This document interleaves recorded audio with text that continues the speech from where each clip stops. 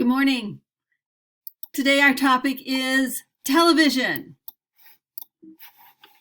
one of my favorite topics. So we'll start here and I will full screen this if I can. Okay, let's stop this. Our topic today is one of my favorites, and that is television and television news. So here you have a screen of local television broadcast stations and cable stations, as well as some of our national broadcast and cable networks. So as we learned earlier in the semester, our TV companies, many of them, our local TV stations, are owned by media conglomerates. So we take a look at, for example, Disney. Disney has many divisions, including some local television stations. And here are a few of them. They have local TV stations in California, in Chicago, New York, Philadelphia, Houston. And this one here, for example, in Chicago, is owned by ABC, which is owned by Disney. And it's called an O&O, so even owned and operated. So even though it's a local broadcast station, it's owned and operated by a network, which is owned and operated by a media conglomerate. So television is the most popular medium. In 1950, only about 90% of U.S. homes had them. Now everybody has them. It's watched by children profusely, and as you can see here, children have watched 5,000 hours of TV by the time they enter first grade. And more houses in this country have TV sets than indoor toilets. So what's that saying? So it's certainly a pervasive medium. So when I ask a question about whether or not it's a hot or cool medium, we talked about this at the beginning of the class, television is considered more on the cool end because why? Because we can do other things. You know, you see the TV in my background here. I can iron while I'm doing it. I can sew while I'm doing it, watch the kids. It's also nice, though, to be able to sit down and totally engross in a movie. So it's both. It can be both. Looking at TV history, it's very similar to radio with a few inventors at the beginning. For example, in the 1920s, Vladimir Zworykin, a Westinghouse physicist, invented the iconoscope tube using electronics to create moving pictures. And it was presented at the World's Fair in 1930. Next, TV sets went on sale for about $600 each, and that was about half the price of a car at the time. So very, very expensive. Not many people bought them in the beginning. It was still an elite medium because really there wasn't anything to watch on them at first. People also thought that TV would never replace radio because they called radio the medium of the imagination, and they could picture pictures in their mind better than they thought that TV could ever create on a tiny little screen. During World War II, the government froze television operations similar to what happened with radio, but by 1948, the networks in place and programs were stolen from radio.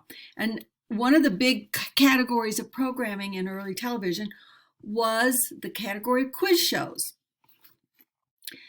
In 1959, there were what was called the quiz show scandals, and one of them had to do with 21. I have a video clip on that as well. But this is a program where the winner, Charles Van Doren, confessed his involvement in rigging the quiz show. The story went kind of like this. Herbert Stemple was an unbeatable champion, but wasn't very popular. He was unpopular. So the producer brought in Van Doren, who was a faculty member at Columbia University. They told him the answers. They also taught him how to look and speak effectively. They paid him big bucks. When he confessed, people were shocked.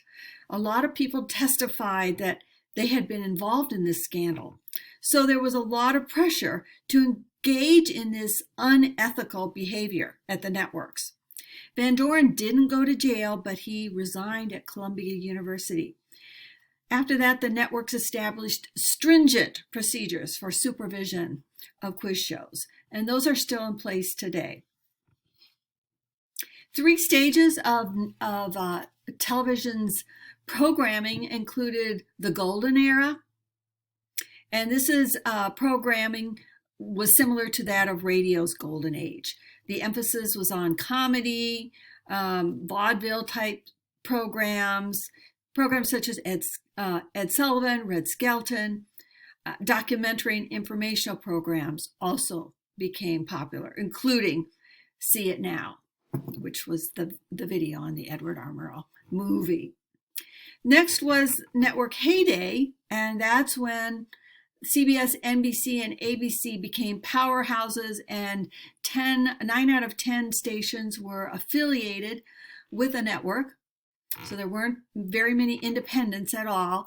And you remember situation comedies as they're on reruns today, Beverly Hillbillies, Green Acres. And again, the growth of news expanded during network heyday. Each network expanded its national news from 15 minutes to a half hour. And this was spurred on by significant news events, such as the assassination of President Kennedy, Martin Luther King, the Vietnam War, and the space program. So you got a touch or a taste of journalism in this era with the Edward R. Murrow program that you watched. And we will watch TV News in a Nutshell in a bit as well, and you can see the link here. So TV went from elite, mass, to specialization. So specialization is a very competitive era that we're into now. The continued growth of cable and stations' technological developments with the internet, cable transmissions have affected both network and local programming. So this increased competition led to greater product differentiation, and we're seeing this with the explosion of channels that are available either on cable or even through streaming. And if you look at this link, you will see so many local logos, and we'll take a look at that a little bit later as well. So here's the timeline. You started out with the 3 networks that became very popular. I worked for network TV in the 70s, and that's when cable started to come into the picture. Honestly, we never thought cable could touch us. We thought we were it. Little did we know that cable would take over and later streaming would take over, and the networks would really struggle for audiences. Although network television is still the biggest audience holder. So when do we watch TV and what do we watch in terms of news? Viewing trends rise throughout the day between the hours of 8 and 11. That would be Eastern Standard Time. In the evening, at least 7, more of the TV stations are watched. That's what we call prime time, and that's 7 to 10 here in the Central Time Zone. The second largest viewing audience is leading right up to that newscast before 5 to 7 p.m. And we have a national newscasts as far as those cable networks. Fox is the most watched cable channel on prime time, and CBS is the most watched broadcast network during prime time. So we're also watching quite a bit of our news during on the internet, and we stream these services. There's YouTube, Netflix, Amazon, Hulu, and they all contain newscasts as well. So I want to be sure that you understand the difference between broadcast cable and streaming networks. Broadcast networks include, for example, CBS, NBC, and ABC.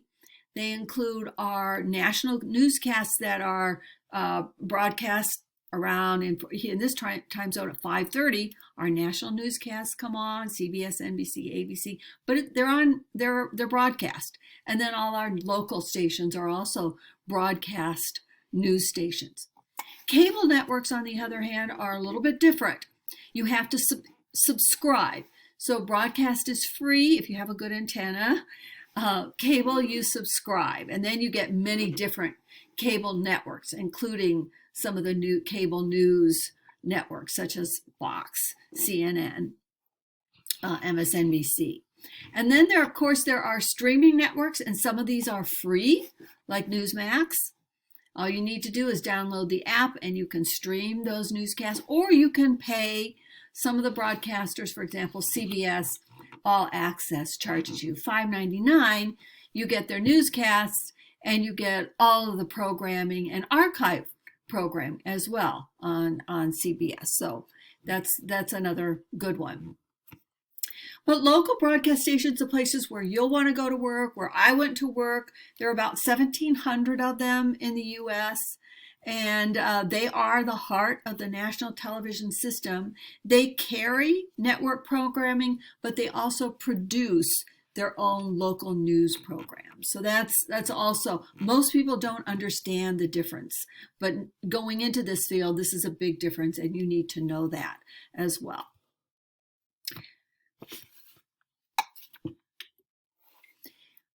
Part of this TV picture, of course, are the MSOs, or the multiple system operator cable companies. And cable company in our area, our viewing area, what is it? Cable networks certainly compete with the local broadcast stations, but a cable distributor, such as Mediacom or Comcast, they are non-broadcast facilities that distribute signals of one or many more, always more, TV stations and non-broadcast services to subscribers. So they have a head end in a local community, and then they have a physical location of cable uplink systems, and they bring in all of those cable channels and cable networks, so that if you subscribe to cable, then you have access to many, many stations. And that's called the cable television. All of these, whether they're streaming, cable, or broadcast, they all sell advertising, right? Correct? That's how they make their money. So they have to have a way to figure out who's watching what at when, or who's streaming what at when. So it's become a very complicated ratings measurement system. And the most prominent in television is the AC Nielsen company. So right here it says, this point, the AC Nielsen analyzes consumer behavior over a number of network mediums for broadcasting of new or continuing program. The higher the TV station ratings, the higher that those local stations or the cable networks can sell either local ads or national ads. So once again, advertising is the lifeblood of all television stations. So what have we learned? We'll talk about in more detail that media conglomerates are involved in broadcast journalism. We've learned a bit about the news history, TV news history, and the eras of content programming. And we've learned the difference between broadcast, cable, and streaming news. We've also finally learned the importance of TV ratings. Thank you.